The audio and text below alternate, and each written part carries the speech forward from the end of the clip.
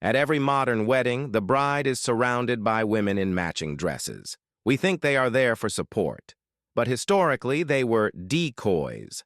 They dressed identically to the bride to confuse kidnappers and evil spirits, effectively acting as human shields so the bride could survive her own wedding. To understand the bridal party, you have to forget about romance and consent. For most of human history, if a man wanted a wife, he didn't ask her father. He didn't propose on one knee. He took her. This was called marriage by capture.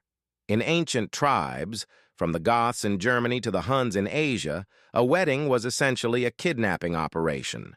The groom would gather his strongest friends, his gang, and raid a neighboring village. They would snatch the woman, throw her over a horse, and ride off before her family could kill them. This is where the bridesmaids come in. When a bride's family knew she was a target, or when the bride was being transported to the groom's village, she needed protection. But you couldn't just surround her with guards. That would draw attention. So, they used camouflage. They dressed her sisters and friends in the exact same clothes as the bride. Imagine a group of 10 women, all wearing white, all wearing veils, all looking identical. If a rival tribe or a rejected suitor attacked the procession to steal the bride, they wouldn't know which one was the real target. In the chaos of the ambush, they might grab a bridesmaid by mistake. The bride would escape. The bridesmaid would be taken. It was a calculated risk. The bridesmaids were literally the bait. They were the Secret Service agents of the ancient world, dressed to take a bullet or an arrow for the VIP. So, the matching dresses you see today are a relic of a tactical military decoy strategy. But humans weren't the only threat. In ancient Rome and Victorian England, people were terrified of something worse than kidnappers: evil spirits. The wedding day was seen as a moment of extreme spiritual vulnerability. A woman was transitioning from a maiden, protected by her father's household gods, to a wife, protected by her husband's gods. In that transition, during the ceremony itself, she belonged to no one. She was spiritually exposed. Demons, incubi, and the evil eye of jealous ex-lovers were believed to be watching, waiting to curse the bride or steal her womb's fertility. So, the Roman law required that a wedding must have at least 10 witnesses. But these witnesses, the bridesmaids and groomsmen, had to dress exactly like the bride and groom. Why? To create a hall of mirrors effect. The logic was that spirits are not very smart. They are easily confused. If a demon swooped down to curse the bride, it would see 10 identical women. It wouldn't know which one to curse. It might curse a bridesmaid instead. This is the dark origin of the uniform. Today, brides want to stand out. They wear a different dress than the bridesmaids to be the center of attention. But historically, standing out was a death sentence. The goal was to blend in. The goal was anonymity. If you were the only one wearing white, the devil could find you easily. If everyone wore white, you had a 1 in 10 chance of survival.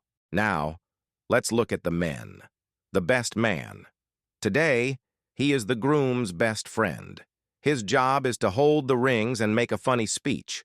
But in the era of marriage by capture, the best man was not chosen for his humor or friendship. He was chosen for his violence. He was literally the best man with a sword.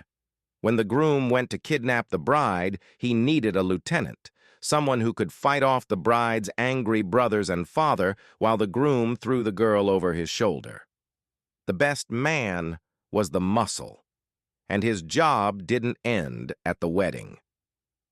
During the ceremony, the best man stood next to the groom, armed to the teeth. Why does he stand on the right side? Because his right hand, his sword hand, had to be free. If the bride's family burst into the church to stop the wedding, the best man would draw his sword and hold them off while the priest finished the vows. And the darkest part? The honeymoon. After the kidnapping, the groom and the bride would go into hiding for one moon cycle, about 30 days.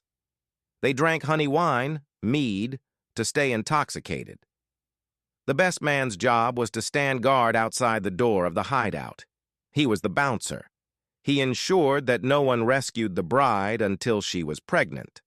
Once she was pregnant, the marriage was legally irreversible and they could return to society. So, the best man is historically a co-conspirator in a felony abduction. Then there is the veil, the piece of fabric that covers the bride's face. We are told it symbolizes modesty and purity. That is the Victorian lie. The original purpose of the veil was, again, fear. In arranged marriages, which was 90% of history, the groom often had never seen the bride before. The father of the bride worried that if the groom saw her face before the "I do" and didn't like what he saw, he might run away. So, the veil was a business tactic. You don't unwrap the package until you've bought it. But spiritually, the veil served the same purpose as the matching dresses: disguise. In ancient Greece and Rome, the veil was often flame-colored, yellow or red, to look like fire. It was meant to scare away spirits. More importantly, it hid the bride's face from the evil eye. If a jealous neighbor looked at the bride with envy, the veil acted as a shield, reflecting the curse back. In some Eastern European traditions, the veil was meant to make the bride look like a ghost or a corpse. Why? Because spirits don't attack other spirits. By looking dead, pale, covered, silent, the bride could trick the demons into thinking she was already one of them. Finally, let's look at the end of the night. The groom carries the bride over the threshold of their new home. It is a romantic movie cliché, but historically it was a superstitious necessity. The threshold, the bottom of the door frame, was considered a portal between worlds. In Roman belief, the threshold was haunted by the household gods, lairs. There were two fears here. 1. The stumble. If the bride tripped or stumbled while walking into her new house for the first time, it was a catastrophic omen. It meant the marriage would be cursed or that the household gods had rejected her. To prevent this risk, the groom carried her. If her feet don't touch the ground, she can't trip. 2. The dragging. In the marriage by capture days, the bride was often kicking and screaming. She didn't want to go in. Carrying her over the threshold was the final act of the kidnapping. It was the moment she was physically forced into her new life. It wasn't a hug, it was a transport of property. But over centuries, as we forgot the violence, we kept the motion. We turned a scene of abduction into a scene of affection. So, the next time you are at a wedding, look at the altar. You are not looking at a party. You are looking at a military formation. The bridesmaids are the decoys, dressed to confuse the enemy. The best man is the armed guard, standing with his sword hand free. The veil is a shield against demons, and the groom is the kidnapper, waiting to carry his prize away. We have wrapped these traditions in silk and flowers. We play Pachelbel's canon in D. But beneath the tool and the makeup, the DNA of the ritual is still there.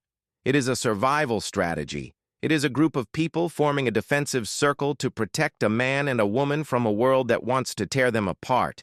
And in a way, maybe that is romantic after all.